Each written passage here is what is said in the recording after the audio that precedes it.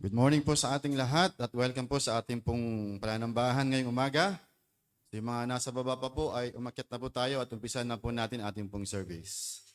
So tayo po tumayong lahat at tayo po ay umawit. Awitin po natin, The Fight is On. Tayo po umawit lahat. On the first verse now. The fight is on, the trumpet sound is ringing out, the cry to arms is heard afar and near.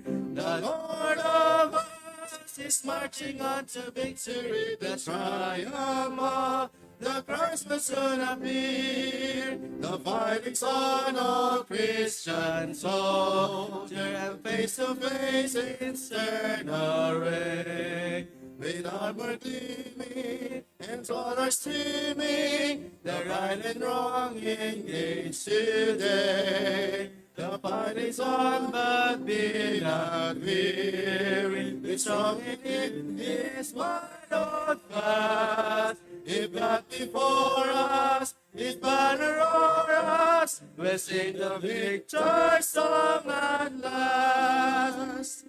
The fight is on, arise, soldiers brave and true. Jehovah lives, and victory will assure. Go battle on, the armor God has given you, and it is strength until the end endure. The fight is on, O Christian soldier, and face to face in stern array. With armor gleaming and honor streaming, the right and wrong engaged today. The fight is on, and be not weary. Be strong in Him, His might hold fast. If God before us, His banner o'er us, we'll sing the victor's song at last. Para mahina. Okay, awitin po natin ng malakas. On the third verse. The Lord is leading us to certain victory. The bow of arms is present from the sky. His glorious name in every land shall honor day. The more will break, the dawn of peace is nigh. The fight is on, O Christian soldier, and they do face in stern array. With armor gleaming and honor streaming, the right and wrong engaged today. The fight is on, but be not weary. Be strong in His might hold fast. If God before us, His banner o'er us, we'll sing the victor's song at last. Parang tulog pa tayo ah. Umawit naman tayo ng masaya dahil linggo ngayon, di ba? So, let's sing Sound the Battle Cry, song number 53.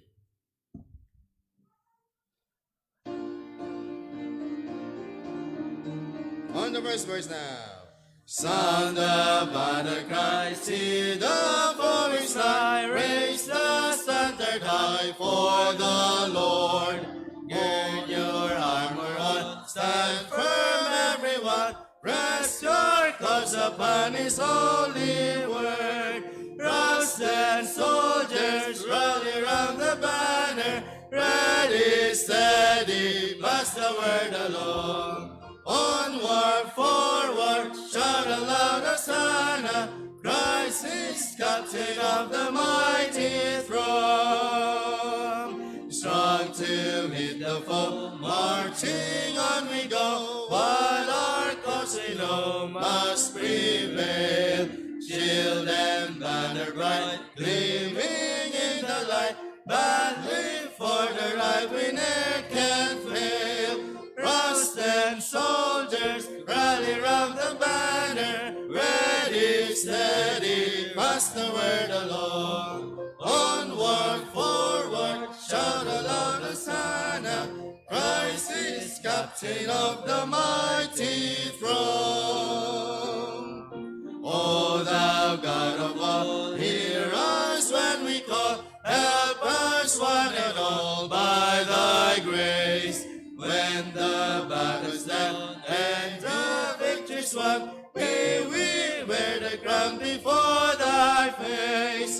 Rusted soldiers rally round the banner, ready, steady, pass the word along. Onward, forward, shout aloud, Hosanna! Christ is captain of the mighty throne.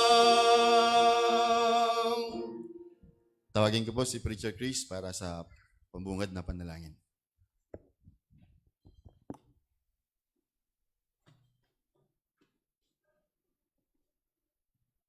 Ito tayo po yung manalangin. Let's pray.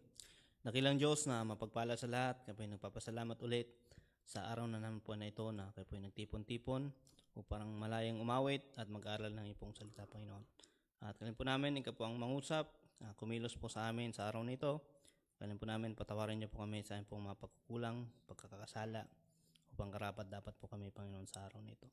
Kailan po namin, ikaw po ang magturo po sa amin, at ganun po, Panginoon, sa magtuturo sa mensahero, na ikaw po ang magbigay ng wisdom po sa kanya. At panahin po namin yung mga kasamahan po namin na papunta pa lamang, na ikaw po siyang gumabay, na sila po ay makarating ng maayos, Panginoon. Ito po ay aming niling, pinapasalamatan sa matamis pa Jesus. Amen. Marami pong salamat and please remain standing as we welcome our pastor to his pulpit, Pastor Timmy Lobiano. Good morning, good morning. Sige po kayo. Habang tayo nakatayo ay buksan na natin ang ating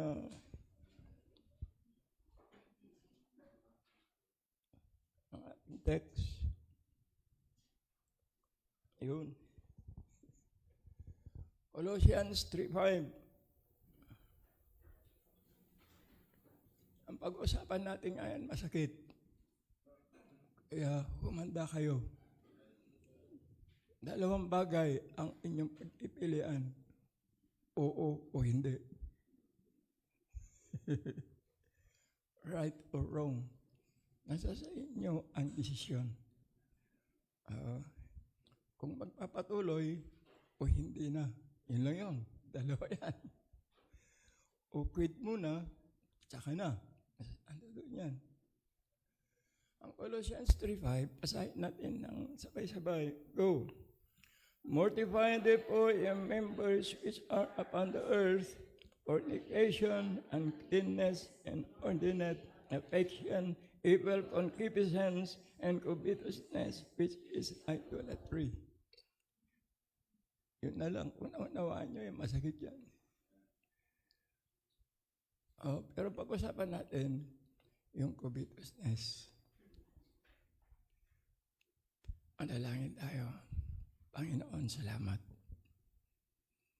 At kakausapin niyo kami at gamitin mo muli ang iyong abang lingkod na daluyan ng iyong pagpapala na maabot ang aming pong pangangailangan lahat. Ihiling po kami, O Diyos. Patawarin niyo kami, Ama, sa aming nagawang pagkukulang, pagkakasala, upang kami karapat dapat na makinig, sumunod, sundin ang iyong kalooban sa aming mga buhay. Opo. Salamat sa pangalan ng aming Panginoong Yesus. Amen. Amen. Okay, opo tayo. Dito muna tayo mag-umpisa. Wala yung iba, takot yung iba eh. Pero at least may natitira pa. Tayo yung kakausapin ng Panginoon Diyos. Tayo yung kakausapin ng Panginoon Diyos para magpatuloy. Hindi mag-umpisa. Ayun ang nagkakaroon ng komplikasyon sa iba. Akala nila sila nag-umpisa ng gawain. Hindi po. Nagpapatuloy lang tayo. Oo. Ito ay pinagpala na ng Diyos. At ito na rin ay pinagpala na rin ni Satanas. Iba. Dapat natin makita ito. Kaya ito na isulat, alam na alam ni Apostol Pablo ang kanyang buhay. Kaya anong papiliin mo dito? Pera o Diyos? Ayan. Pero dito hindi pinag-uusapan ang pera. Attitude. Kasi pag-usapan ng pera, marami ma-open eh. Pero pag attitude, na-open na, nag-i-enjoy pa. Ngayon ko, yung sabi ko, ba't ganun Panginoon? Pag pera pag-usapan, nagpapatayan yan. Oo. Magkakapatid yan, magkakamag-anak. Nag-aaway yan sa pera. Oo. Usapan yung pinag-aralan mo. Oo. Away yan. Oo. Pagdating sa buhay spiritual, doon naman, tinatawanan lang nila ang buhay spiritual. Pero pagdating sa pera, away. Pag spiritual, okay lang. Pinapabayaan lang nila. Hindi nila alam, bago-bago. Hello? Alitan mo nga ito. Bago-bago. Pangit na nga yung boses ko, pinapangit pa ninyo.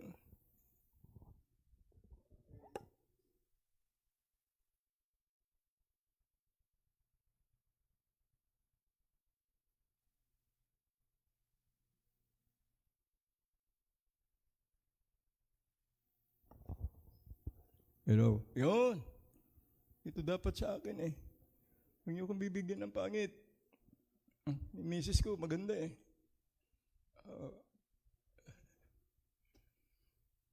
Okay. Mamili kayo kayong pangit o maganda. Yan, ganun lang yun eh. So mayroon tayong lesson. Amen ba? Magigising kayo ngayon. Sabi ng talata pa lamang, sabi niya dyan ay idolatry. So ang idolatry pala, hindi lang pala sa mga imahin. Amen ba? Pag yung mga bagay na mas mahalaga sa iyo kaysa sa Diyos, ang tawag doon, idolatry. Mas mahalaga ang business mo, idolatry yun. Mas mahalaga yung pamilya mo, idolatry pa rin yun. Gets nyo? Yun yun, ibig sabihin, yung sabi ang COVID-19, di kinaagum, mananat Ilocano, na ito'y kat. Diyan nga, ada sa bali nga, idolatry gaming kat, ada napatpatag, nga banag, hindi kayo may isa, kaya sa uwan, pinilim niya napatpatag. Yung mas mahalaga. Ano ba mahalaga? Yung lagi ko sinasabi, maski sa bahay namin, tingnan mo kung ano yung mahalaga. Kasi yung itong ka dapat mag-rely o mag-dwell doon sa mahalaga.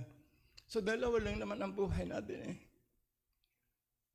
Kabuhayan. Ano itong pangalawa? Kabuhayan. Nandiyan yung profession mo, nandiyan yung pamilya mo, nandiyan yung business mo, nandiyan yung edukasyon mo. Ang tawag doon, kabuhayan. Resources. Ito naman spiritual, buhay. Yun ang tinuturo ng Diyos. Hindi kabuhayan. Amen ba? Hindi pumunta dito ang Panginoon para tayo ay yumaman. Kung hindi tayo ay magkaroon ng buhay. Magkaroon ng buhay, hindi magkaroon ng kabuhayan. Gets niyo na? So yung balamang, yung ating pinakatitulo. So lahat ng kabuhayan, anumang achievements mo, anuman gagawin mo, goals mo, walang say-say lahat yan kung wala ang buhay. Dahil itong kabuhayan na ito, matutunaw, masusunog hanggang doon sa impyerno. Itong buhay na ibinibigay ng Diyos, ito ang ananatili, grow and grow, Bible every day, mag-grow every day, hanggang sa kabilang buhay. Gets nyo na yung ating pag-aaralan. Covetousness. O, tingnan mo yung mga buhay ng ating mga pamunuan sa ating pamahalaan. O, may mga edukasyon yan. May mga pinag-aralan yan. Maraming pera yan. May ba't palang kapayapaan? Nabubuhay sa kasinungalingan. Nabubuhay sa pagkagahaman. Covetousness. Hindi sila nabubuhay sa buhay na binigay ng Diyos. Ito ang nami-misnomer ng iba. Ang alam nila sila nabubuhay dito. No. Kabuhayan lang ito. Resources lang tayo nabubuhay. Yung buhay na sinasabi ng Diyos, for God so loved the world that He gave His only begotten Son that whosoever believe in Him might have. Yan? Oo. May buhay na wala hanggan. Oo. Hindi mamamatay. Ayun. Kaya kung ikaw ay nasa Panginoon Diyos, hindi ka maghihirap eh. Oo. So yan. Nalit pala ito si Dong. Mabagal magpatakbo.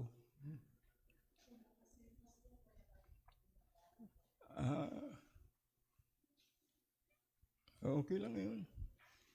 Ang importante, better late than never.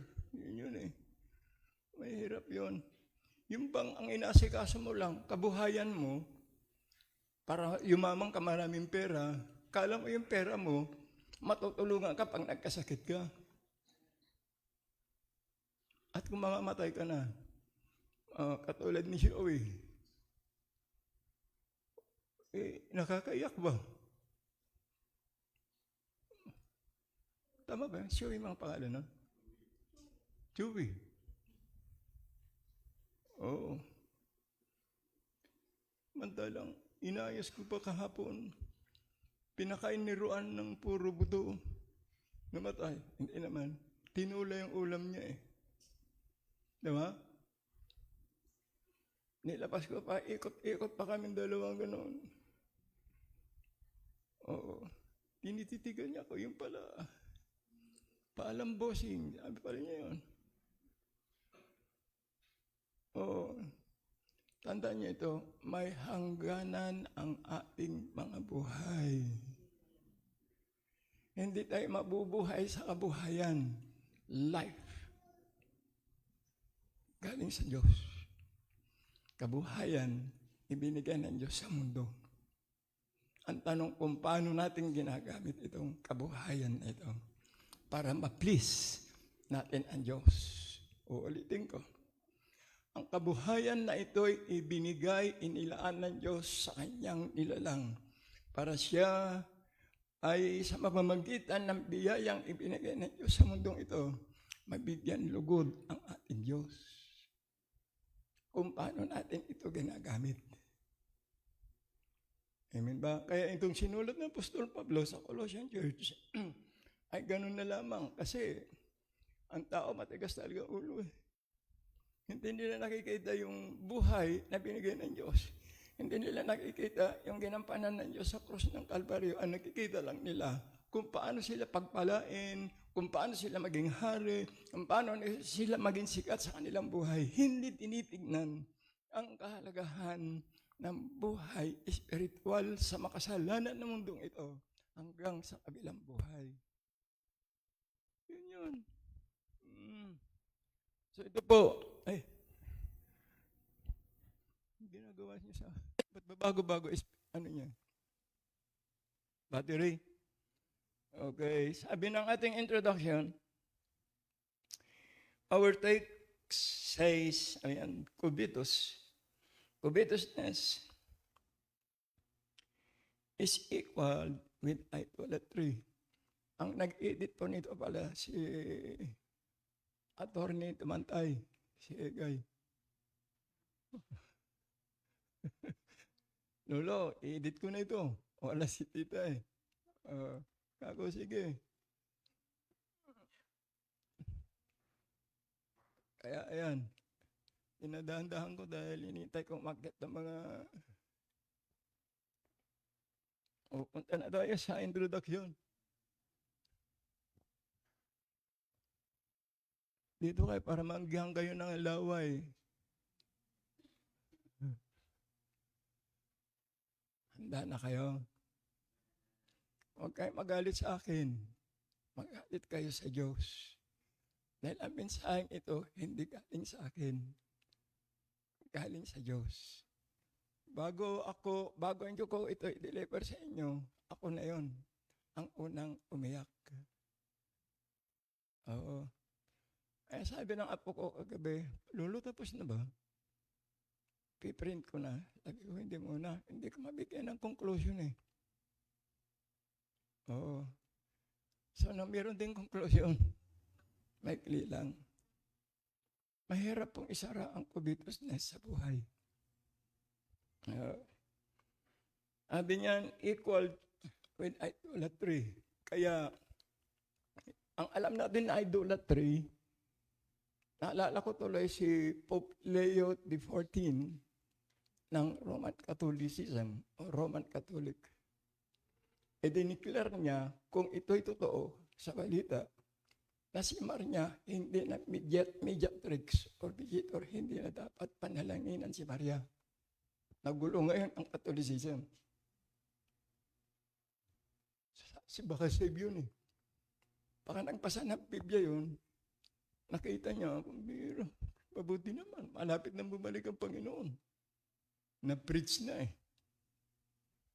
Oo. Kasi dati hindi nila maintindihan yan. Kaya ito, makinig kayo, church. Hindi nyo talaga maiintindihan ito. Kaya makinig na lang kayo. Kasi ang sabi ng Biblia, faith cometh by hearing. Wala ka pang faith. Kaya makinig lang, at least pagkakaroon ka ng faith. Amen ba? Ito ay parangkahan na ito. Buhay natin ito. Hanggang mamayang hapon, magkakaroon tayo mamaya ng commitment mamayang hapon. Kung kayo ay kinausap ng Diyos, darating mamayang hapon si Pastor Jesse, sabi ko siguro, padala ka rin ng Panginoon dahil magpipreach siya ngayon sa Baluan. Sabi niya, daan ako sa inyo, kako. Inisip ko, wag sana, pero kako, sige. Baka ito yung kalooban ng Panginoon, baka ayaw niya akong pakinggan. Baka siya ang pakinggan ninyo. So yan idolatry. Alam kasi natin ng idolatry, idols, yung bang pag si Robin Padilla, idol, di ba? Ibig sabihin, ina-idolize mo siya. Ibig sabihin, humahanga ka siya, mahanga ka sa kanya. Yan naman yung ina-idol mo yung mga bida. Ito naman yung idolatry na iba na nakalagay sa Biblia na huwag kang kagawa ng anumang inanyuhan. Rebulto baga. Alam nyo na yun, ano? Meron ba bang Katoliko dito? Taas ang kamay. Katoliko. Wala. Totoo, dati akong Katoliko eh. Meron din akong first communicants din ako. Grade 3 at ako noon. Tanda ko pa yung damit kong puti eh. Hiniram ko. Yung laylayan ng pantalon ko, 3 tiklop yata dahil mahaba. Tapos sabi nung pare, pag inahin nyo yung ostya, pag tumikit sa ngala-ngala, mabigat ang kasalanan mo. Hindi, pag yung gagalawin, yung gano'n, hirap na hirap, dumikit sa ngala-ngala ko. Ako, may kasalanan ako. Mga religion talaga, lulukuhin tayo eh. Manalangin ka ng ganitong 4 na Ave Maria, Ama namin, ayun ko, hindi ko naman tandaan, pero gano'n. Pray naman ako, gano'n, kunyari, tapos na. Hanggang kayo, loko pa rin ako. Hindi natin kayang baguhin ang ating sarili sa pamamagitan ng mabuting gawa. Hindi natin kayang baguhin ang ating mga sarili sa ating relihiyon. Ang pwede lang magbago ng ating buhay at kabuhayan ay relasyon kay Kristo Jesus. Hanggat wala kang totoong relasyon sa Diyos, hindi mo mauunawaan ang kanyang salita. Uulitin ko. Hanggat wala kang totoong relasyon, ulitin ko, para wala nang pagdating natin sa langit, walang sisihan. Oo. Hanggat wala kang totoong relasyon kay Kristo Jesus, hindi mo mauunawaan ang Biblia. Dahil ang Biblia ay para sa kanyang mga anak. Sino bang kausap ni Apostol Pablo sa may sinulat niya? Church. Matthew, Mark, Luke, yan, Synoptic Gospel, yun, para sa lahat. Kaya itong Colossians, church sa Colossians. Tayo yun, kasama tayo. Church ng Panginoong Jesucristo. Ang tanong ngayon, may relasyon ka ba kay Kristo? Mamaya pag-uusapan natin, Roman Road. Papaliwanag ko sa iyo yung totoong Roman Road. Nasaan ba yun? Ginagamit natin minsan yan, hindi naiintindihan eh. O sa yan, idolatry. Kaya yung mga ibang religion, gagawa sila ng litrato ni Lorenzo Ruiz, litrato ni Crisanto halimbawa, o litrato ni Benji, yan, ganyan yan.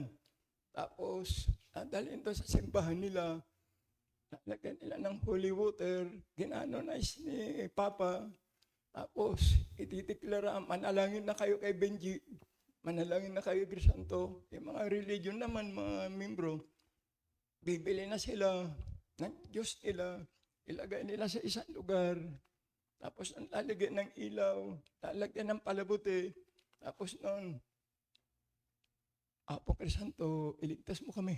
Maganda yan. Pagka November 1, maglaalay sila ng pagkain.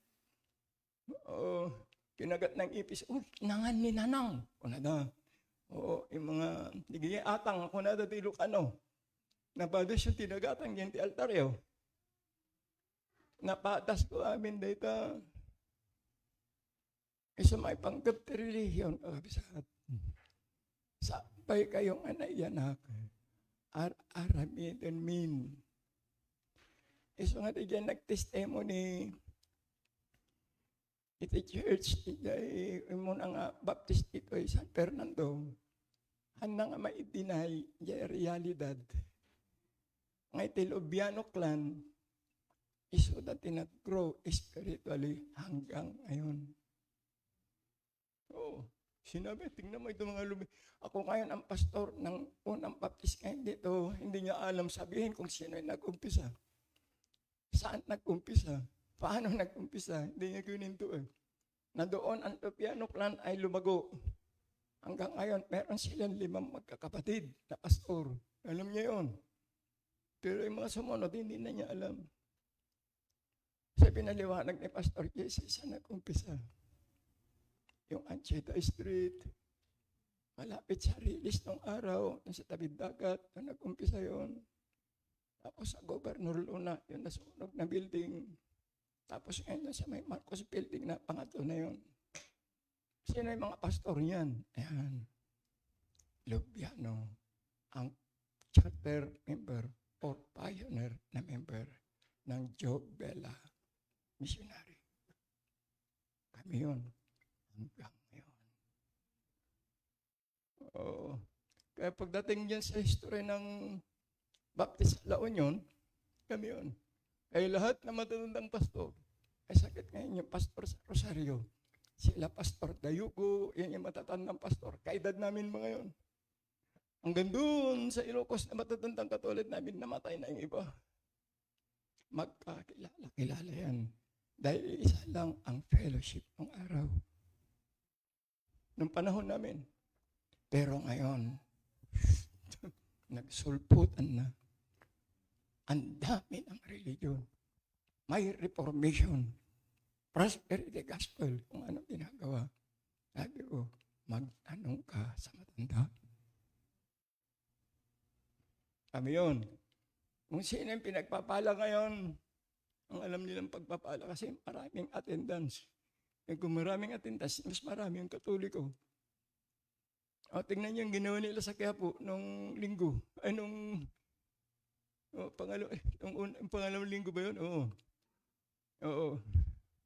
Pambira. Taon-taon yan. Doon ako tumira sa Bagyo. Ay, sa Quiapo. Doon ako lubaki. Oo. Kami yung batang Quiapo ng araw. Wala pang sinirama yan. Wala pang aisitan. Hindi mo na nabutan yun. Aisitan na ngayon. Sinirama, nabutan mo? Toto. Wala pang sinirama. Andun na ako. Hello? Oh, wala pang sinirama. Unang sinihan sa Maynila na merong escalator. Aircon, ang lakas, ang buga sa lab. O kasi mga nung araw, electric pan lang eh. Sinirama. Ang dami nanonood. Ang unang pelikula, How the West Was Won. Tanda-tanda ko pa yan. Tanda-tanda ko pa yan eh. O kaya pagdating sa kalukuhan, wala kayong pwedeng itago sa akin. Ugali na nakasalamuha ako lahat ng uri ng tao.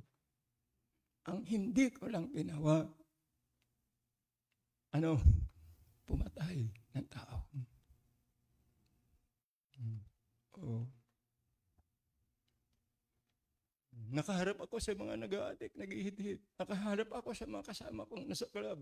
Kanya-kanyang babae. Pero kailanman, hindi ako naging biktima ng bisyo. Maging sigarilyo. Natigman ko, oo. Pero pangalawa, ayaw ko na. Natigman ko rin na lasing. Sa gitna ng kalsada, sa Quezon Boulevard mismo, sa Center Chatter, pampihira doon kami. Nag-aharapan mga kasama ko, nag-iihihan na pala.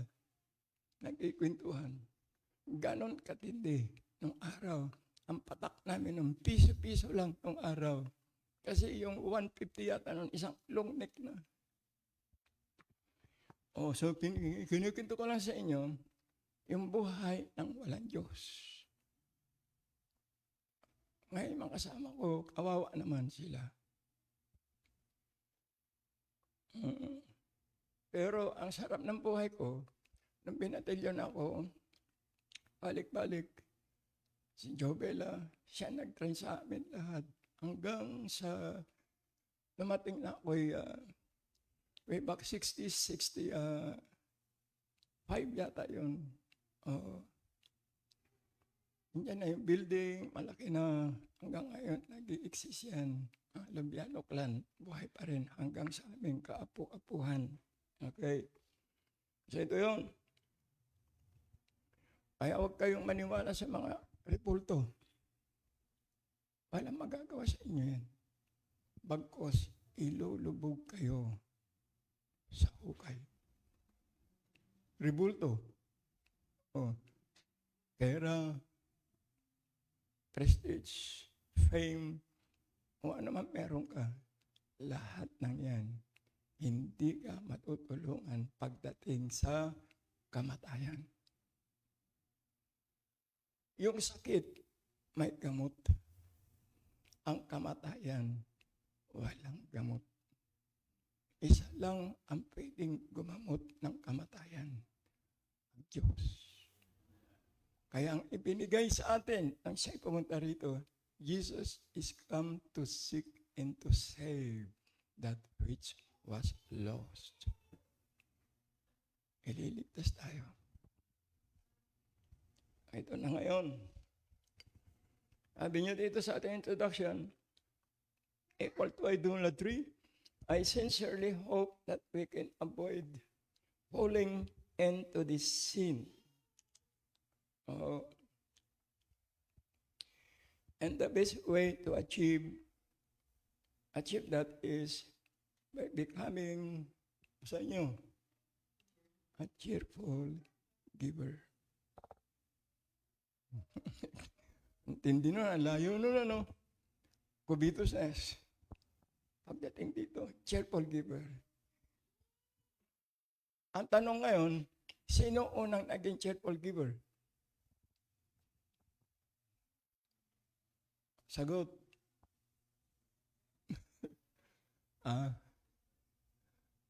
Isa pa. Yung tamang sagot, pwede yun. Sino? God the Father. God the Father, siya ang cheerful giver. Ibinigay niya ang kanyang bugtong na anak upang sino mang sumampalataya sa kanya ay hindi mapahamak, kundi magkakaroon ng buhay na walang hanggan. Hindi niya sinabing magkakaroon ng bilyones. Hindi niya sinabing magkakaroon ka ng mga kayamanan. Ang sabi niya, magkakaroon ng buhay na walang hanggan. Madaan, tibiyag, magdanayon. So yun ang ating pag-uusapan. Buhay na walang hanggan. Hindi yung pagpapayaman. Kasi yung kayamanan, ito na. Yan na.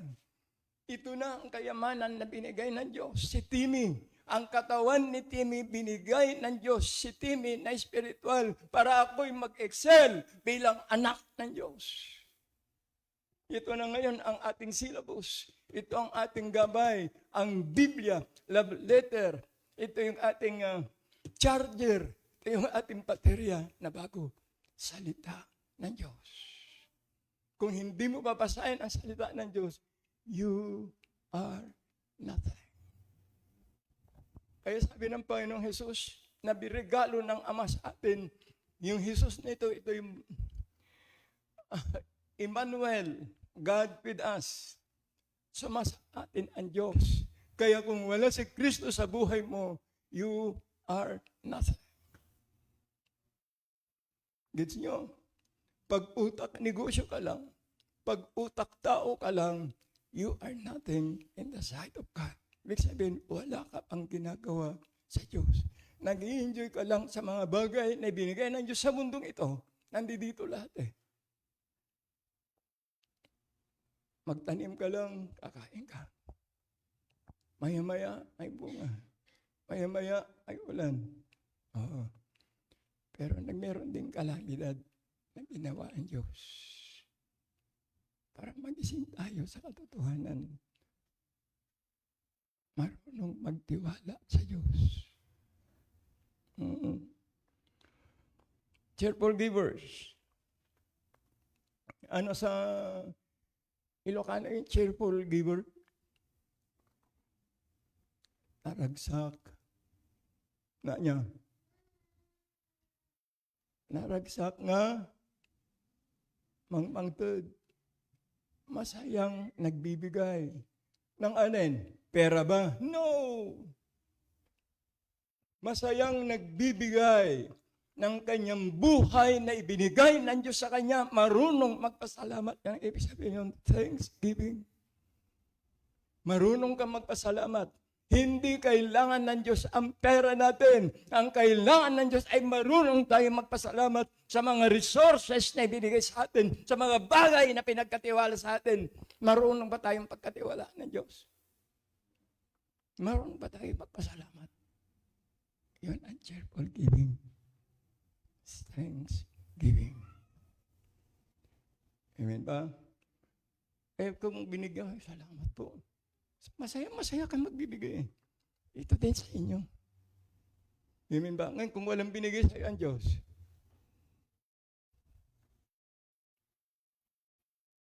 ay pasasalamat ka ba? Wala. Anong binigay sa atin? Buhay. Amen ba? Meron tayong buhay. Kung alam mong safe ka, kung alam mong anak ka, By the way, pag sinabi kong save ka, saan ka naligtas? Sagot, Sunday school tayo eh. Saan ka naligtas? Sinong tatayo na sasabihin? Huwag na yung mga preacher, hindi rin nila alam eh. Totoo yun, niligtas tayo ng biyaya ng Diyos. Tama yun. Saan tayo iniligtas? Sa impyerno. Kasi lahat tayo pupunta na ng impyerno. Yun ang iniligtas sa atin. Hindi tayo iniligtas sa utang sa Bombay. Makinig. Hindi tayo iniligtas para hindi ka magnakaw.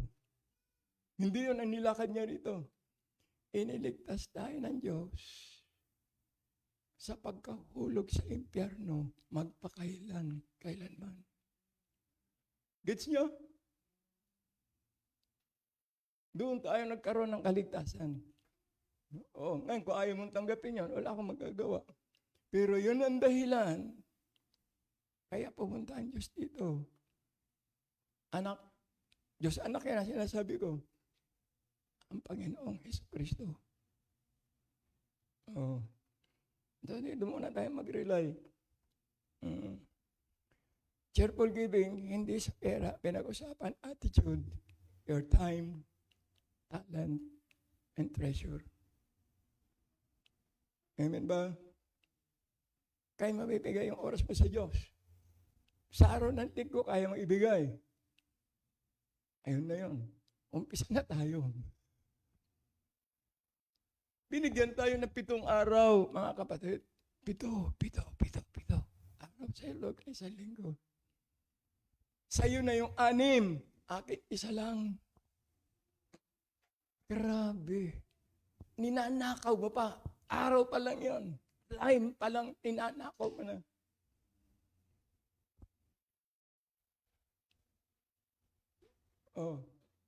Mamaya, papangkitin ko lahat yan. Marami. Pag nag-umpisa na ako sa pa lang, intro kasi pa lang tayo ng cheerful giving.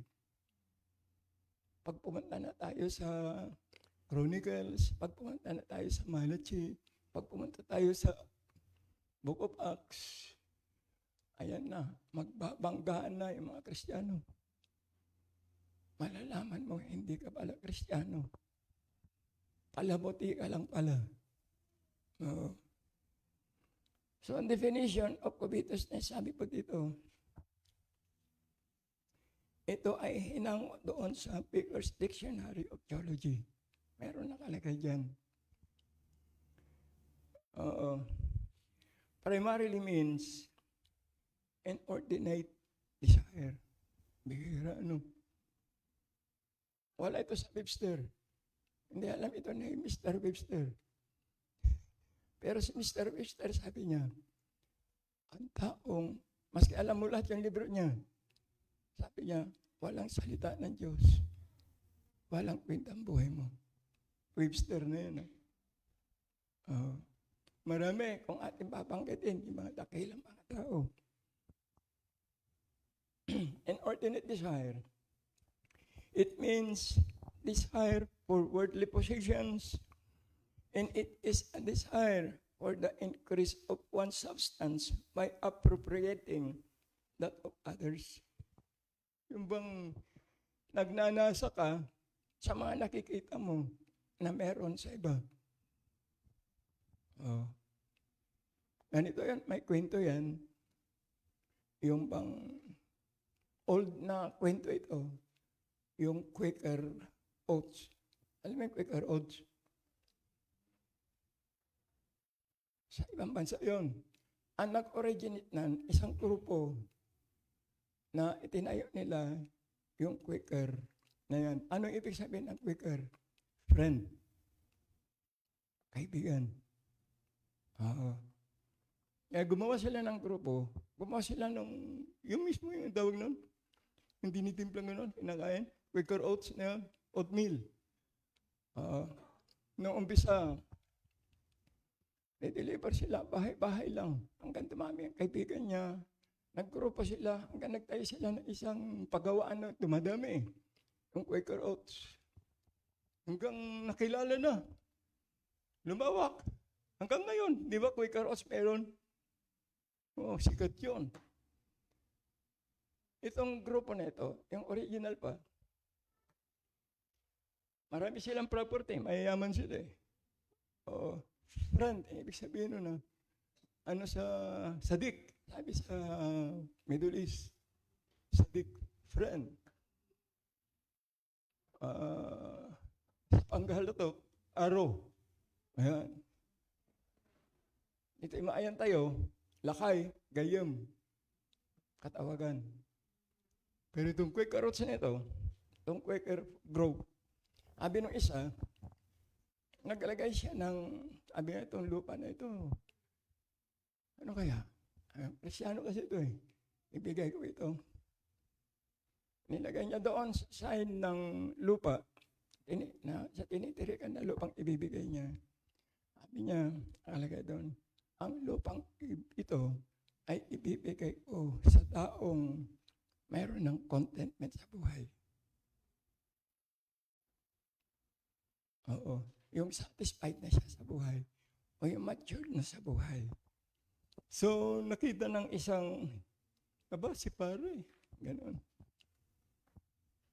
Pinamimigay itong lupa.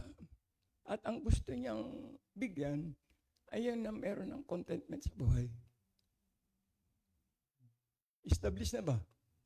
Sabi niya, ako yun . Oo. Partner pa niya ako. Kilala niya ako. Maganda na ang buhay ko. Oo. Nakikuha niyo? So, madaling salita, pinuntahan niya. Yung may-ari. Pare, Quaker, araw, sadik, sabi niya, my friend, yung lupang pinamimigay mo, ako ang qualified doon. Mayaman ako. Meron ako mga sasakyan. As in lahat. Kaya pwede mong ibigay sa akin yun. Utak, mundo yun. Utak spiritual, kubitos yun. Nagagom. At dalagayam, aming magnasalikwa kanyanan. Nasa kanya ng lahat eh. Kompleto na siya. Ano yung pa niya yung lupa? Lumabas ang kulay ng taong na yun na hindi siya kontento sa buhay niya. Wala siyang contentment. Hindi pwede magsama. Oo. Yung buhay ba na covetousness at contentment, hindi pwede. So, lumabas yung kulay. Sabi niya, pare, kala ko ba, mayaman ka na? Kala ko ba, kompleto ka na? Bakit kukunin mo ba yung lupa? Gets niyo? Yan ang tao. Walang total satisfaction. Walang contentment. Kaya patilig ko, naghahanap buhay para yumaman. No. Alam ng Diyos ang kailangan ng kanyang mga anak. Katulad mo, Benji, Mel, Owen, Crisanto, may mga tatay. Alam ninyo kung anong kailangan ng inyong mga anak. Tayo alam natin eh. Mga tao, ang Diyos pa kaya? Ba't kayo nagkukumahog? Maski anong gawin mo, pag hindi ibinigay ng Diyos, kulang yan.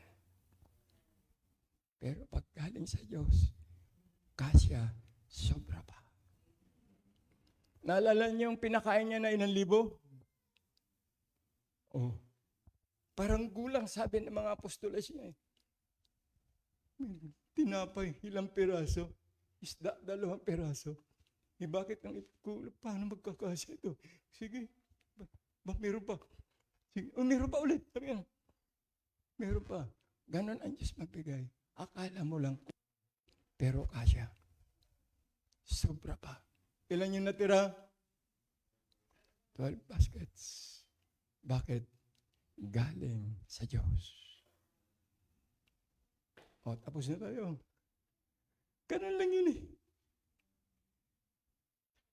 Bakit nakatayo pa si Timmy Lubiano dito? Wala naman kayong offering. May offering ba kayo? Maski wala kayo, bubuhayin ako ng Diyos. Pero gusto ng Diyos, sama-sama tayo mabuhay sa biyaya ng Diyos. Yan ang ating buhay. Kaya meron eklesia, kaya meron church. Ito'y katawan niya na mabuhay tayo ayon sa provision ng Diyos. Kaya nga sabi ko, kung ayaw nila, wala tayong magagawa. Hindi natin pwedeng pilitin yung ayaw. Pero pwede natin i-compel yung gusto pa. Compel them to come. Kaya kung ayaw na talaga, so be it, mag-enjoy ka. Diba, lagi kong sinasabi dati pa, kung ang iyong pakiramdam ay hindi mo na, yung mansalita ng Diyos, ay hindi mo na matanggap, yung hindi ka na nag-i-enjoy, aba, iba't ka pa, ba't mo lulukoyin sarili mo? Di umalis ka. Kung ayaw mo sa Diyos, go! Oo, pero ang challenge ko sa inyo, bakit ka alis sa Diyos? Manatili ka. Ipagka-alis sa Diyos, saan ka pupunta? Sa impyerno? Ha? Sa puro? Dito? Yung banlangit? Alam mo ba yung puro? Doon, ang pangalan dito sabi niya, no? Michael, among gipuro. Ha? Among? Damagam ka ni Gilbert, amo na.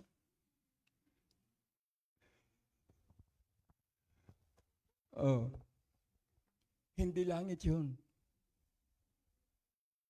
Impyerno yun.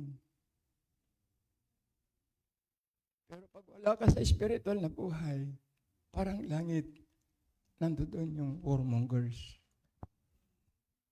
Ingat kayo. Nag-i-enjoy kayo, impyerno na pala ang inyong enjoyment. Ang ating pag-usapan ngayon, mag-enjoy tayo as a cheerful giver. Okay? O, doon na tayo. Did you know that the twin, sabi nyo dito, that the twin sin of covetousness is envy? Oo. Kabagyan, tikinaagom, ket apal. Nawatam. Oo. Iti kabsat, ono kambal, ono te kasingin, iti kinaagom, ket, ano yun? Apal. Alayo. Eh, sinasabi niyan, don't you know that the twin sin of covetousness is envy? So, what does it mean to be covetous? It simply means to desire what someone else has. Amen ba? Oh, we should, sabi ng ating paragraph, napumpira na sa introduction. Makinig kayo ba? Pati itong magbat na ngayon nagluluto to. We should avoid feelings of envy or covetousness. Pero okay na ito kanina, malakas to eh.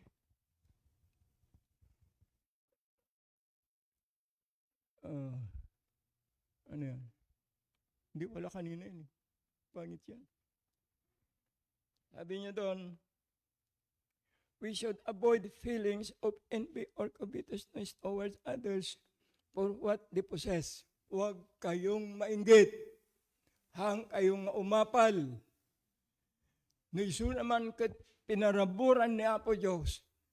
Nagmayatin. Apay nga ito sa kaawan. Yan nga niya. Kat apay hamabalin nga itulad, wano iparihas, itibiyag mo, itisapali. Sapali nga talaga. Maski anong gawin ko sa akin, Pastor Benny, hindi kami pwedeng parehas. Congressman siya. Magaling talaga as in. wala akong physically, hindi ako pwedeng tumabi. Pero bakit niya ako inadapt na kapatid, preacher? Dahil sa biyaya ng Diyos. Dahil sa buhay na binigay ng Diyos. Bakit tayo nandito? Dahil sa buhay na binigay ng Diyos. Unawain niyo yun. Hindi kayo nandito dahil nandito ang pamilya mo. Hindi ka nandito dahil nagagalit si pastor. No, nandito ka dahil anak ka ng Diyos. Bakit? Utos ng Diyos yun. Na nandito tayo. So yan po, huwag tumingin pa. Instead, sabi na ating pong lesson, ask God for what you need. And His perfect timing, He will provide it for you. In His time. Alam ng Diyos ang iyong kailangan. Huwag kang magmadali. Oo. Katulad ng pinagpipray ko doon sa Santa Cruz, kung meron lang akong makita na meron mga faithful na talagang tatayo bilang anak ng Diyos, magtatayo tayo ng building. Pero kung wala, ba't ang magtatayo ng building? Gets nyo? Kung meron tatayong anak, hindi yung tatayo lang para may tayong building. Tatayo na anak ng Diyos. Kasi pagka hindi walang anak ng Diyos, paano mabubuhay yung preacher? Anong kakainin niya? Ang ayang bibigyan natin na support ito para may pangkain. Pero pag meron ng offering doon, nakagamitin ng Diyos, puputulin ko na yung support. Pero bibigyan natin siya para may makain. Nakikita ko naman nagsusulwining eh. Oo. Bibigyan ka ng Diyos. Ako walang uwian talaga ako. First 3 years na mo doon. 3 taon akong araw-araw lumalabas. 8 to 5 nagtatrabaho yung mga membro, di ba? Yung mga preacher, anong oras? Ilang oras nagtatrabaho? 8 to 5 din ba? Sabado lang sila nagtatrabaho. Yung totoong preacher, obserbasyon ko ito, dapat magtrabaho rin. Umpisa ng alas 8 hanggang alas 10 ng gabi. Kasi yun ang oras talaga ng uwi ng mga tao. Kung holiday, hindi ka nag-i-enjoy. Kung preacher ka, walang holiday sa'yo. Yung holiday ng mundo, yun ang pagkakataon na puntahan mo sa bahay nila, nandoon silang lahat. Bagyo. Sabi nga nung sa Nabaliches pa ako, pambira, pastor, sabi niya, signal number 5 na, nandito pa kayo. Sabi ko, kung walang bagyo, wala kayo dito sa bahay eh. Isip sila, oo nga, ano. Oo. Nakikita nila ako, naglalakad doon sa Orbiston doon, sa surfing na yun. Kasi mayroon kaming Bible study ni Jonathan panong araw. Sabi ni taga-Baknotan, biro alas 11 ng gabi, naglalakad si Pastor Timmy. Yun ang oras nila. Hindi nyo kaya yung itinuro ko kay na Philip Santo na Solwining. Walang uwian. Hanggat hindi mo naabot yung goal mo. Halimbawa, lumabas ka na umaga. Panginoon, bigyan mo ako ng 20 kaluluwa. Pag pinag-pray mo, abutin mo yan. Mas ganong oras ka matapos. At pag nakita ng Diyos yan, bibigyan ka rin ng building na ganito. Yan ang hindi alam ng ibang preachers. Ang alam ng ibang preachers, hingi, solicit, na huwag sa akin yan. Hindi ako marunong mag-solicit. Ang alam ko, mag-pray.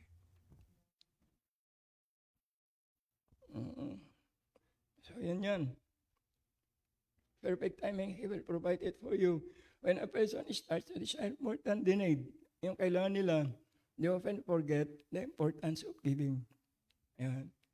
Pagkahingi ka na nanghingi, ito ka nagbibigay eh. Ito yung totoong giver eh. Sino? Ang Diyos. Giver ang ating Diyos. Kaya sabi niya, give and it shall be given unto you. Oh. Good measure. Oh. Tamang sukat. Liglig. Siksik, liglig, umaapaw. Hindi lang natin alam kunin sa Diyos. Ang sekreto, give and it shall be given unto you.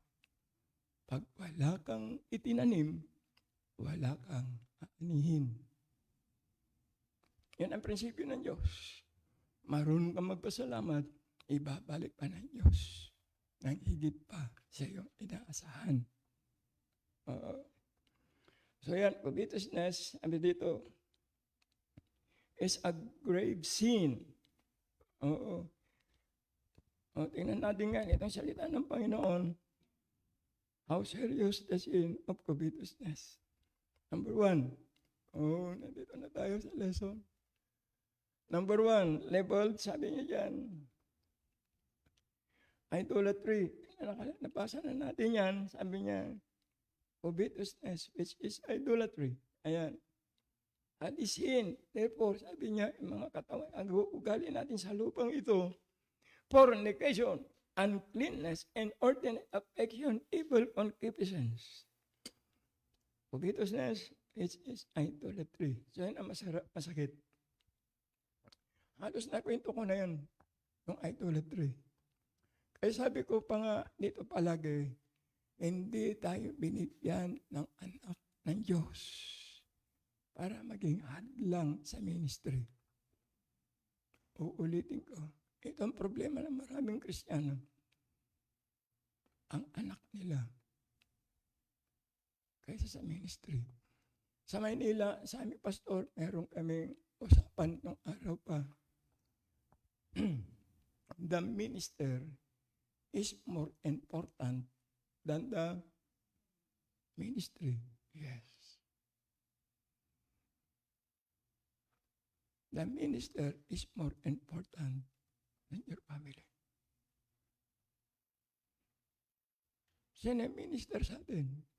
Ang Diyos. Si Timmy, tao ng Diyos. Mga preacher, tao ng Diyos. Kaya sabi ng Panginoon, touch not. Huwag niyong gagalawin.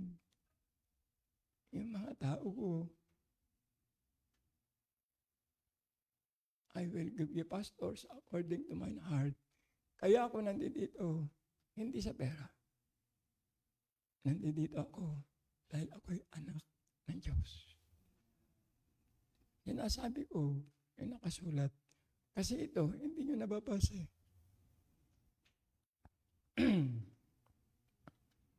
Hindi nyo babasa. Hindi ko nahabaan to. Ano lang kasimple. Huwag nyong ipagpalit ang Diyos sa anumang bagay.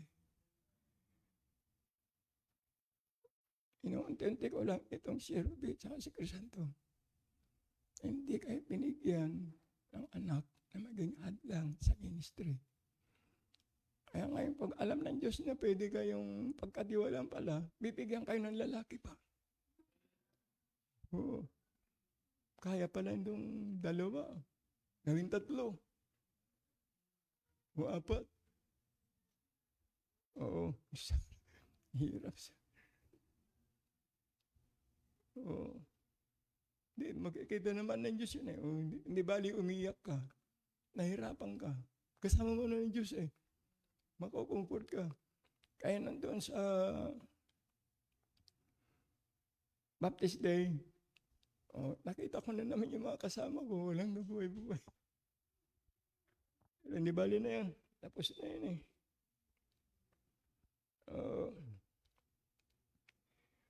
Pangalawa na tayo. Para matapos natin ito. Naipaliwanag ko na yung idolatry, maigi ha. Pati yung introduction natin. Kaya huwag niyong ipagpalit ang Diyos sa araw ng linggo. Please, kawawa ka. bigyan nyo ng oras ang Diyos. Kanina lang kausap ko si Lynn. Hindi ko nalimot yung pangalan mo. Ito si Reda. Makikita niyo si Reda. Maganda. Malusog. Pero hindi nakikita sa loob.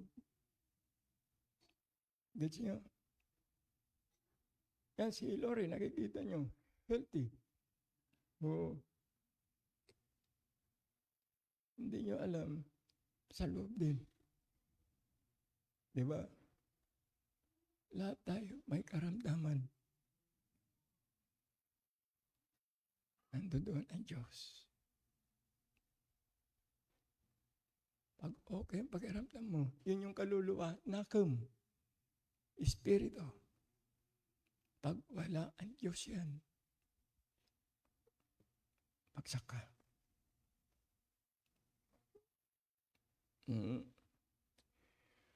So, unahin niyo ang Diyos higit sa lahat. Huwag yung ipagpalit. O, gamitin na natin yung Hebrews 10:25 para naman maayos. Pakita mo ngayon. O, alam na alam yung 10:25, di ba? Ng Hebrews. I-plus mo ngayon. Wala dito yun eh.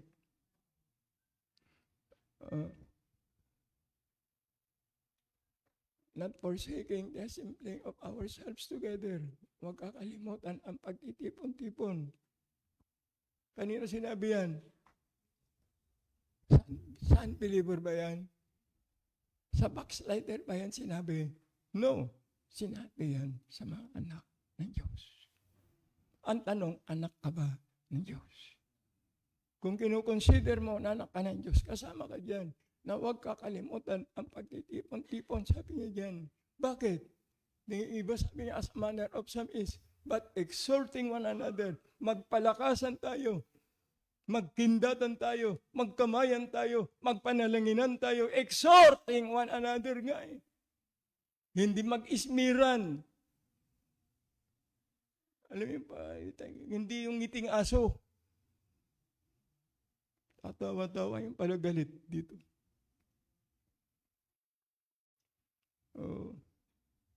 Ganun po.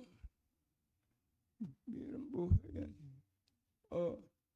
Exhorting one another and so much the more. Bakit? As you see that they approaching. Malapit na dumating ang Diyos. Kasi malapit na tayo mamatay. Malapit na yung bagyo. Pag may signal number 5, naghahanda ka. Tinatalian mo pa yung bahay mo. Yung pagbabalik ng Diyos, pinaghandaan mo na ba? Ang kanyang iglesia ang kukunin. Ang kanyang mga anak. Para hindi tumagal po, number 2 na tayo. Kaya mag-church lagi kayo. Aniwala kayo. Para kang sasakyan na walang driver pagka hindi ka nag-church. Parang eroplano na walang piloto. Pag wala kang church life. Kaya sabi ng Panginoon, hindi ako makaalis dito, ba't kaya? Sa point number 1. Idolatry kasi ito eh. Yan ang sakit natin eh. Biruin mo, cum laude ka sa school. Lahat, kinikilala ka. Dami kang mga medalya pagdating ng closing ceremony, di ba? Cum laude, magna cum laude. Ayan. First honorable mention, second honorable mention. Pagdating sa church, late. Walang memory verse. Galit sa pastor. Walang Bible reading. Hey, ang buhay sa mundo, pansamantala lang. Ang buhay sa iglesia, dadalhin natin yan forever and ever. Ito ang training ground. Ito ang laboratory. Nagda-dissect tayo dito. Masukimat ti kapanunutan, masukimat ti puso tayo, masukimat ti ima tayo, no tayo kat natulnog kini Apo Diyos.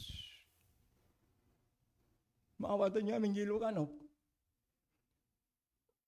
Ano hanggang natulnog kini Apo Diyos? You are nothing. Love not the world, neither the things that are in the world. If any man love the world, the love of the Father is not in him. Ano yung love ng Father? John 3:16. Ano ba yung pag-mamahal na Ama? For God so loved the world. Oh. Ano yun? He gave His only begotten Son. Oh, kung wala sa iyo si Kristo, you are nothing. Kaya sabi ng Panginoon, gusto ko nang pumunta sa number 2, hindi ko makapunta. Itatayo ko ang aking eklesia. Ayan. Tayo ko ang aking church, sabi ng Panginoon, kahit tayo nandito eh. Kailangan natin ang church. Bakit? Nandito ang salita ng Diyos. Dito tayo mapapahiya. Dito tayo matidilat ang ating mga mata. Dito mabubuksan yung ating kaisipan sa salita ng Diyos. Yan. Number 2 na. Sabi niya dyan. It is a sin, yung idolatry, yung covetousness. It is a sin that should never be found among leaders. Na yung covetousness ay dapat hindi nakikita sa mga preacher, sa mga leader. So ginamit natin itong Exodus. Sabi po dito, moreover, sabi ito, thou shalt provide out of all the people, able man. Sabi niya dito, such as fear God, men of truth. Yung Biblia lang, tignan ninyo. Men of truth. Ano yung nakalagay? Hating covetousness. And place such over them to be rulers of thousands and rulers of hundreds, rulers of 50s, rulers of tens. Ayun pwedeng mag-lead ng gawain. Galit saan? Covetousness. Ibig sabihin, hindi dapat sa atin yun.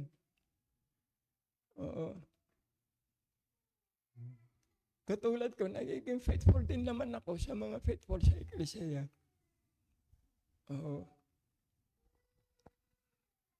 Katulad ng pera ng Panginoon, hindi ko pwedeng gastusin yun eh. Katulad nitong plano kong gawin dyan sa harap, kailangan matapos yan bago mag-anniversary. February 20. Ilang araw na lang. Maghuhukay yan. Maglalagay ng poste. Siguro ang gawin natin yan pag may poste. Beam lang, tie beam. Pag meron ng beam, puro bakal na lang siguro lahat para mabilis. Cladding sa labas. Nandiyan naman yung ating contractor.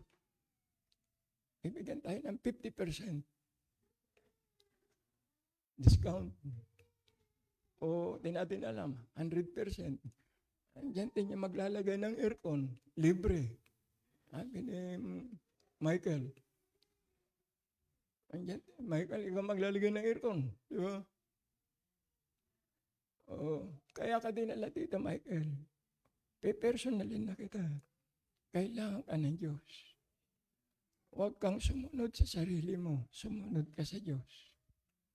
Ikaw din, Gilbert, nilagay ka dito ng Diyos.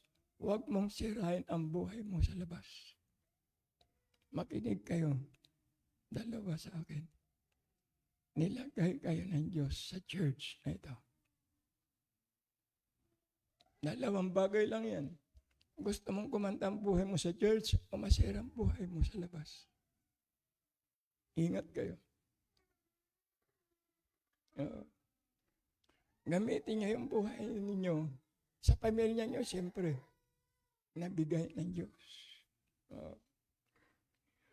Yun yun ganun lang katindi yun. Inilagay tayo ng Diyos para sa Kanya. Pinag-aral tayo ng Diyos para sa Kanya. Gets nyo? Kaya lagi kong sinasabi, mag-aral ka, ididikar mo sa Diyos.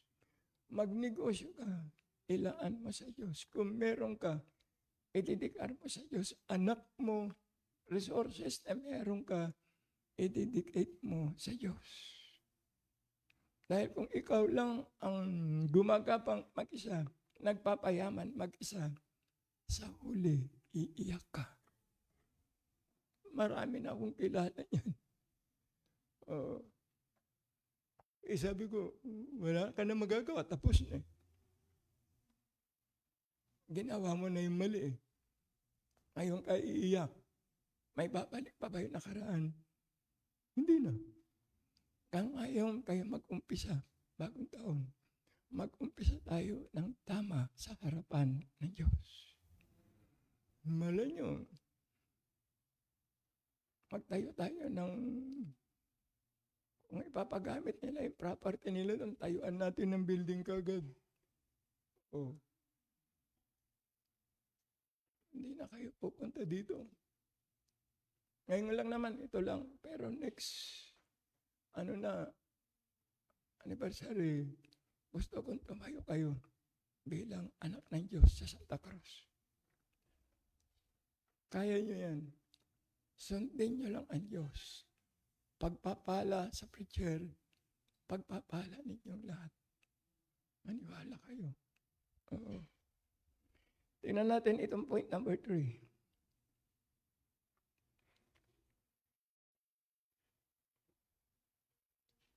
Sabi niya doon, galit siya. Yung pangalawa, galit sa covetousness. Pag leader ka, hindi ka, anong uling Ilocano nun? Hanggang naagum. Sa Tagalog, hindi ka swapang. Hindi ka gahaman. Sa salitang kanto, hindi ka buhaya. Sabi ng Facebook, ang daming buhay malalagay. Sa daas. Hanggang doon, sabi niya, sa barangay, ang dami pa rin buhaya na maliliit. Totoo yun. Ano yun? Sa salitang kantong buhaya, madupang. So yun ang buhay ng tao. Na walang Diyos na sinusunod.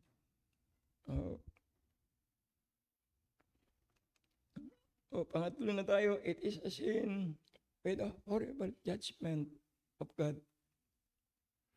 Jeremiah 8:7-13. Ilagay ko ito para mabasa ninyo mabuti. Sabi ito dito. The stork in the heaven knoweth her appointed times. And the turtle and the crane and the swallow observe the time of their coming, but my people know not the judgment of the Lord. Buti pa yung mga hayop, alam nila. Pag milintol, alam ng mga hayop eh. Ang tao, walang alam. Bakit ganun? Di pa ginawa tayong special ang Diyos? Oo. Pero tayo'y naging makasalanan.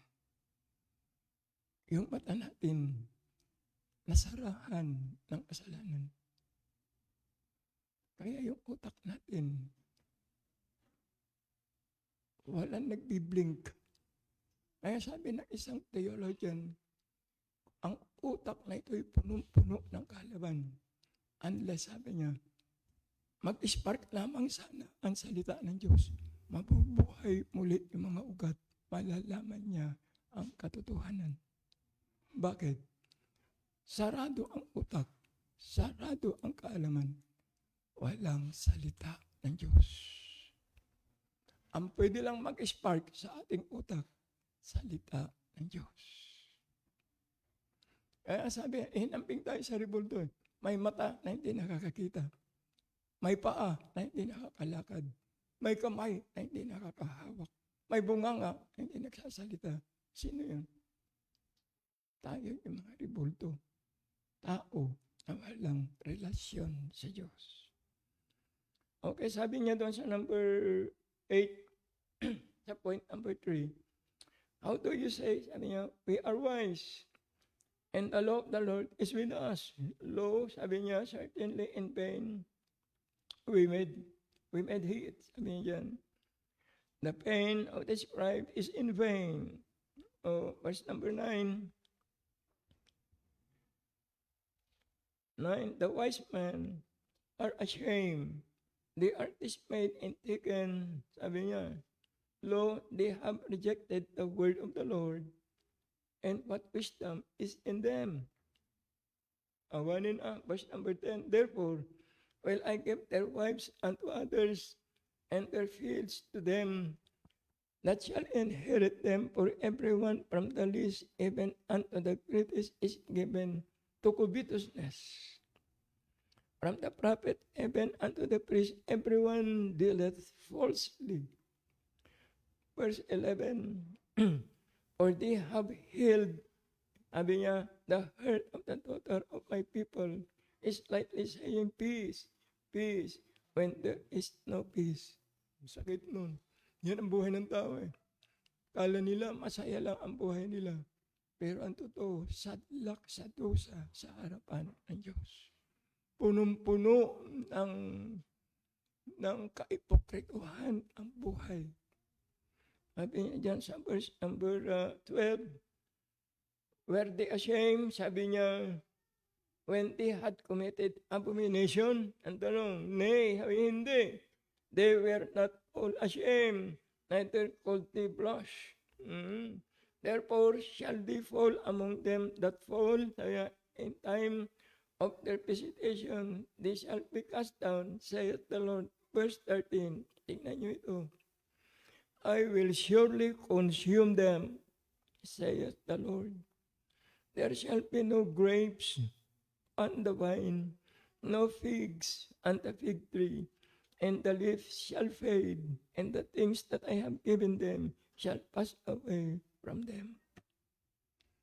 Nangyayari ba ito ngayon? Yes.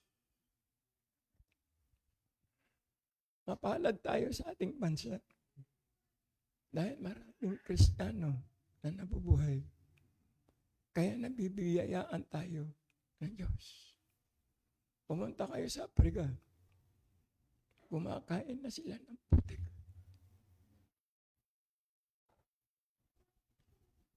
Walang biyaya ng Diyos. Unlike sa Pilipinas, we have all the resources. Tubig, bukid, dagat, rivers, lahat meron tayo.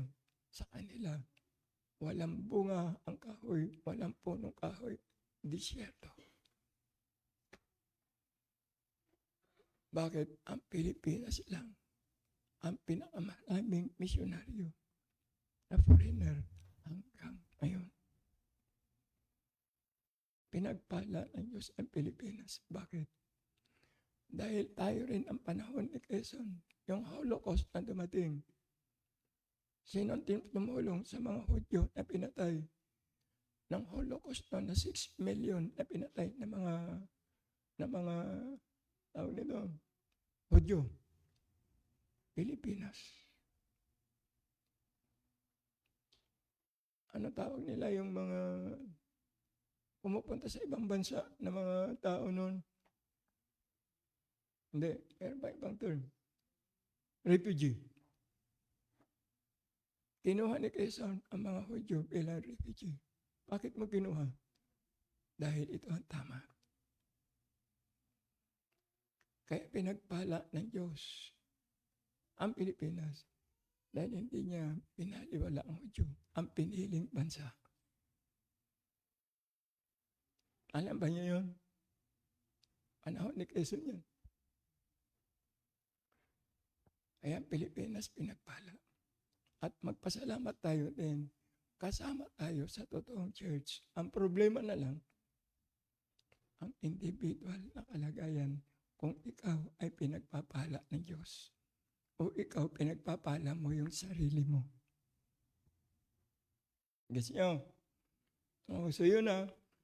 Ang hindi sumunod, sabi niya, yung covetousness, it is a sin with a horrible judgment of God. Sabi niya, magugutom sila. Ano sabi doon? I will surely consume them. Papatayin ko sila. O, nasa sa inyo yan. Kasama yan mga anak ninyo. Kasama dyan yung lahat na. Alala niya yung buhay ni Balaam na karakter sa Biblia. Doon sa numbers na sila ay mas mahal nila yung wages ba? Yung mga they love the wages of unrighteousness. Yan. Yung bang hireling sila, nabubuhay sa mga, katulad ng mga religion ngayon. Ang daming religion ngayon na ginagawa nilang negosyo ang kanilang church. Hindi na ako magbabanggit. Nakikita naman ninyo yan. Ay, tingnan mo yung mga pamilya na yun. Oo. Oo. Nagpapatayan, magkakamag-anak, magkakapatid. Ano yun? Pera. Ito yun. Sila Balaam. Ito yung pinag-usapan natin. Kaya tingnan mo ang buhay nila ngayon. Wala din. Alang saysay nila. Sa mundo. Pera lang. Kaya sila nag-i-exist. Pero sa harap ng Diyos, kawawa sila. Makukonsume sila sa tamang panahon. Mayroon judgment sa buhay. Saan ka pupunta pagkatapos ng buhay nito? Langit, impyerno. Yan ang ibig sabihin nun. Okay. Naalala niyo si Egan. Nagtukumpay sila sa Jericho. Pumunta sila sa Ai. Sa bansa ng Ai. Bakit natalo tayo? Ayan. Yung pala, mayroon isang pamilya sa pinili ng Diyos na nagkasala. Sabi ng Panginoon, ito, pakinggan niyo mabuti. Ang sabi ng Diyos, ubusin niyo lahat, patayin niyo lahat, sunugin niyo lahat. Utos yan ng Diyos. Oo. Panahon ni Joshua yan. Joshua, patayin mo lahat, sunugin mo lahat. Opo, Panginoon. Yung preacher niya, isang pamilya, nagtago. Anong ginawa kay Ekan? Makinig kay church, ito buhay natin ito. Ang pinag-usapan natin ngayon, cheerful giving. Utos ito ng Diyos. Ngayon kung ayaw mo sumunod, titago mo yung mga perang nasa iyo. Ano nangyari sa pamilya ni Ekan? Pinatay silang lahat. Kasama ang kanyang mga anak. Kasama lahat ng mga bagay na meron siya sinunod. Bakit? Ayaw sumunod sa Diyos. Sino ba yung isa na kilala niyo si Gehazi? Hindi ko na kasi nilagay dito eh. Ayaw din maniwala. Anong ginawa ng Diyos? Nagkaroon ng kitong.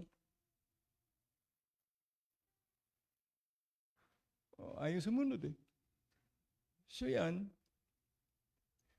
ang mga kasalanan ng it is a sin, ito horrible judgment of God. Darating yan. Dito pa lang yan sa church. Dito pa lang malalaman mo na eh. Tingnan mo yung mga nagwala dito. Ibig sabihin, hindi sumunod. Akala nila okay sila. Malalaman mo. Makikita mo paglakihan ng mga anak mo. Kung hindi pa darating ang Panginoon. Kung anong itsura. Pag nag-asawa ka na, may pamilya ka na, iiyak ka na. Pag malaki na yung anak mo, ay, bakit? Hindi na train sa salita ng Diyos yan eh. Ay, yung mga train nga sa salita ng Panginoon, natatangay pa eh. So, ayun. Ingat dahil makinig kayo parents. Pag hindi kayo nakinig ngayon, maawa kayo sa pamilya ninyo. Kawawa sila. Dahil yung ayaw sumunod, sabi ng Exodus, sisingilin kita. Hanggat sa ika-4 na salin lahit. Pag in-idol mo, yung pera mo. Dahil yung idolatry, katumbas ng covetousness. Kawawa, pamilya mo, damay. Pastor, Old Testament yun eh. Bakit? Yung Diyos pa ng Old Testament at sa New Testament, magkaiba. Isa. Anya lang itong Old Testament sa mga Hudyo. Itong New Testament kasama mga Hintil. Hudyo at Hintil na idagdag tayo. Pinili sila eh. Ayaw nilang magpapili na maglingkod. So pinili ng Diyos ang mga Hintil na maglingkod kasama tayo. Oh. Ay makinig, pang-4 na tayo. Covetousness is the greatest hindrance to cheerful giving. Oo. And he said unto them sa Luke 12:15, take heed and beware of covetousness, for a man's life consisteth not in abundance of things which he possesseth. Abi, tingnan ninyo na ang mga kabuhayan ninyo, hindi yan ang dahilan kaya ka nag-i-exist. Gets nyo? Nag-i-exist tayo. Buhay pa tayo ngayon dahil meron Diyos. Amen ba? Dapat makita nyo yan. Dahil ang pangako ng Diyos sa kanyang mga anak, sabi niya dyan, let your conversation, sa Hebrews 13:5, let your conversation be without covetousness. Ano sa Tagalog yan? Tingnan ninyo ang inyong kabuhayan or way of life or lifestyle. Yan ang sabi niya doon. Let your conversation be without covetousness. Tingnan ninyo ang inyong lifestyle na walang pagkagahaman. Tingnan ninyo ang iyong business na walang pagkagahaman. Tingnan ninyo ang iyong buhay spiritual na walang pagkagahaman. Covetous. Sabi niya dyan, your conversation be without covetousness and be content. Yun na yung sinasabi ko sa inyo kanina. With such things as ye have, for he had said, I will never leave thee nor forsake thee. Ito yung sinasabi kong palagi sa inyo. Kung anak ka ng Diyos, ikaw ang pinakamayaman sa mundong ibabaw na ito. Bakit? Tagapagmana ka ng langit. At hindi lang sa langit, pwede ka rin mabuhay na makalangit na pananaw habang tayo'y nasa lupa. Pinag-aralan na natin yan ang nakaraan. Na mabubuhay ka ng buhay makalangit habang tayo'y nandito sa makasalanan na mundo. Kaya meron tayong gabay, ang Biblia. O sabi niyo dyan, ulitin ko. Sa Hebrews 13:5, let your conversation be without covetousness, and be content with such things as ye have. For he had said, I will never leave thee, nor forsake thee. Kung ano yung meron ka, magpasalamat ka sa Diyos. Kung ang pera mo, halimbawa, linggo-linggo lang, 500, halimbawa. Diyan ka kukuha ng offering mo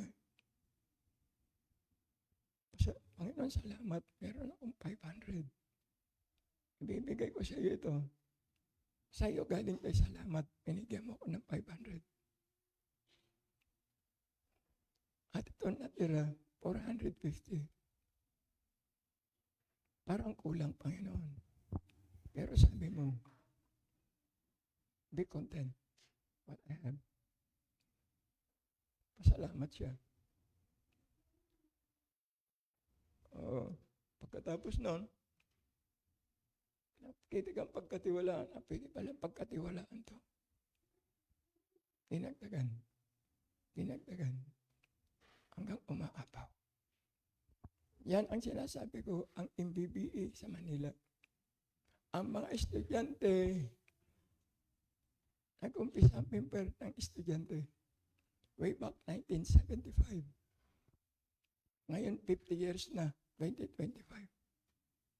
Yung dating mga estudyante, sila ngayon ang nangingibabaw. Yung director na, kung alam niyo yung mga accountancy, is GB. Yun ang chairman na ngayon. Member yan ng MBBE.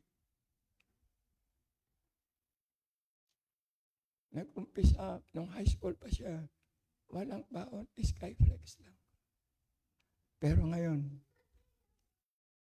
ilan ang sweldo niya?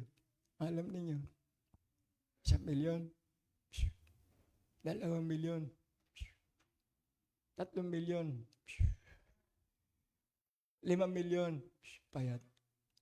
Higit pa. Nagkulang pa siya sa gibing niya. No?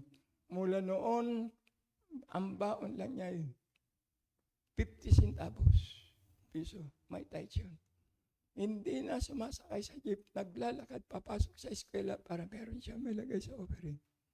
Ngayon, nagbibigay na siya ng 7 milyon. Meron nagbibigay ng 20 milyon. Meron nagbibigay ng 25 milyon. At dating mga estudyante. First fruit pa lang yan. Nag-umpisa yan sa wala. Pinalago ng Diyos. Sino sila ngayon? Hindi sila yumaman dahil magaling sila. Yumaman sila dahil binigay ng Diyos. Marami rin yumaman.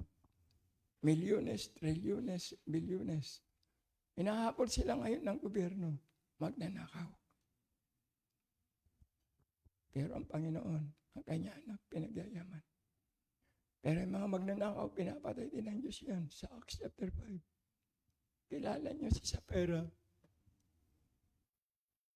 Anong pangalan ng isa?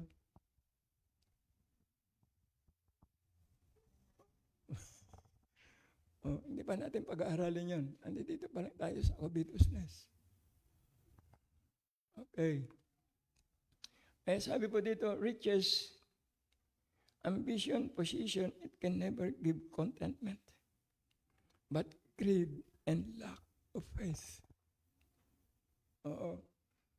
Tandaan niyo yan. Ang kayamanan, hindi ka malang bibigyan ng contentment. Magkaroon ka ng sasakyan. Hindi ako ng ganyan. Halimbawa, expander. After 5 years, luma na ito. Kuha naman ng bago. After 5 years ulit, ay ibang modelo naman. Yan ang tao. Pero pag meron ang Diyos dito, okay na ito. Salamat. Hindi ka maiinggit. Oo. Kaya sabi ng ating lesson, sabi, contentment ay covetousness and contentment cannot exist together. As contentment relies on the Lord's promise. Yan ang totoo. Kung meron ka ditong Diyos, meron kang contentment sa buhay.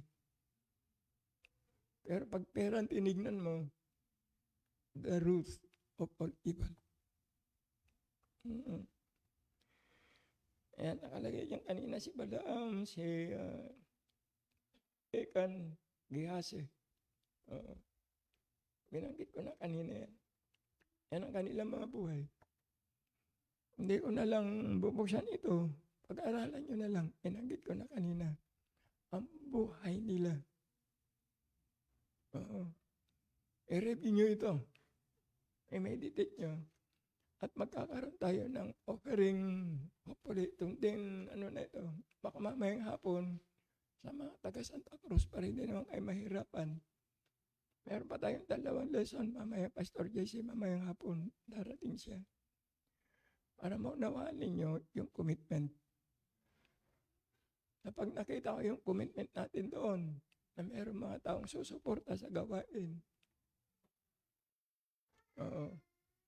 go na tayo doon.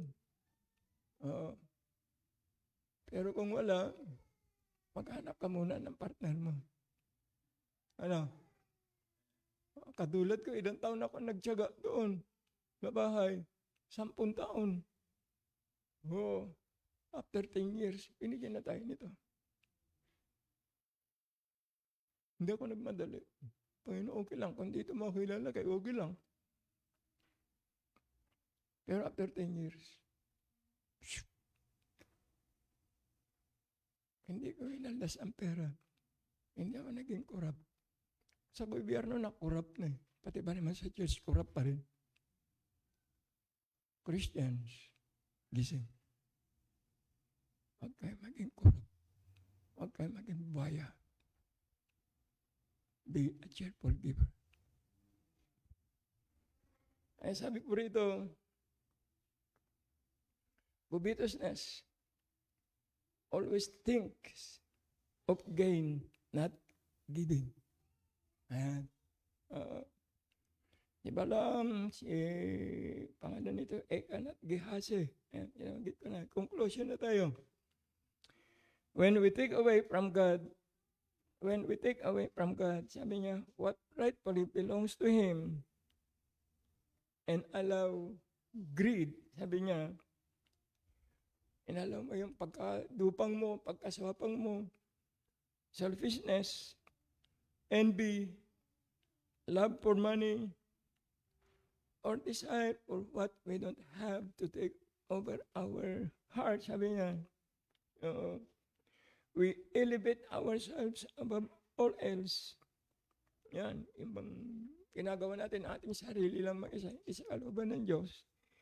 Eh sabi po dito, in doing so, pag ginawa mo na yung gusto mo, we are guilty of covetousness. Nasa sa inyong desisyon. Kung susundin nyo ang Diyos o hindi. Tignan nyo yung conclusion niya. When we take away from God, inalisin natin sa provision ng Diyos. Ito, hindi nyo susundin what rightfully belongs to Him, yung gusto ng Diyos na gawin natin. At gagawin and allow greed, yung pagkagahaman mo, yung kaisipan mo, pagkamakasarili, inggit, pagmamahal sa pera, yung pang nagdidesire kayo, mga meron sa iba, o sa desire for what we don't have to take over our hearts, sabi niya, yung ating nakikita sa ating mga puso, we elevate ourselves above all else. Yan, pinapataas natin ating mga sarili. At pag ginawa ito, sabi, in doing so, we are guilty of covetousness. At inulit ko. Sabi yan, when you are covetous, sabi niya dyan, halimbawa, sakim ka, tingnan niyo ito. Hindi ka sumusunod sa Diyos. Nabubuhay ka ayon sa profession mo, nabubuhay ka ayon sa business mo, nabubuhay ka ayon sa pinag-aralan mo, nabubuhay ka ayon sa mga bagay na nakikita mo. Ito yun, sabi niya, when you are covetous, hindi mo sinusunod ng Diyos, you will be miserable even if you have money. Yan ang gusto ko malaman ninyo. Kulang. Bakit kulang? Nag-overtime naman ako. Kami hindi nag-overtime. Bakit kasya? Eh, sabi ng ibang kasama ko, ilan nagastos mo sa building mo? Sabi ko, ay gano'n. Ipat sa amin 4 million, pundasyon lang. 5 million. Bakit yan lang? Eh sabi ko, iba yun sa amin eh.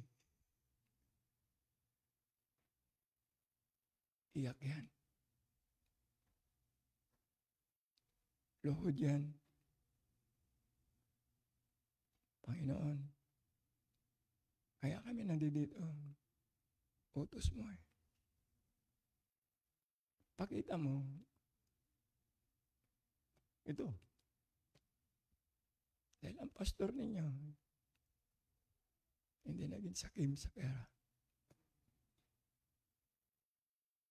Tanongin yung mga sarili ninyo, yung mga matatanda na dito. Kung natulungan ko kayo o hindi.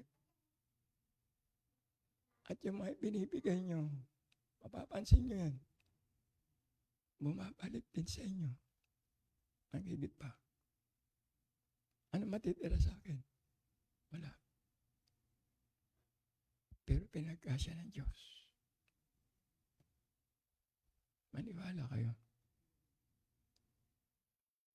Manalangin tayo. Tayo. Panginoon, salamat po sa introduction po ng aming Cheerful Giving Month. Kausapin mo patuloy mga anak sa aming Gospel Hour na magampanan po namin ito, maalis ito, na hindi kami maging guilty bilang kubitos or kubitosness. Pinabalik po lahat papuri sa pangalan ng Panginoong Jesus. Amen. O, break muna tayo.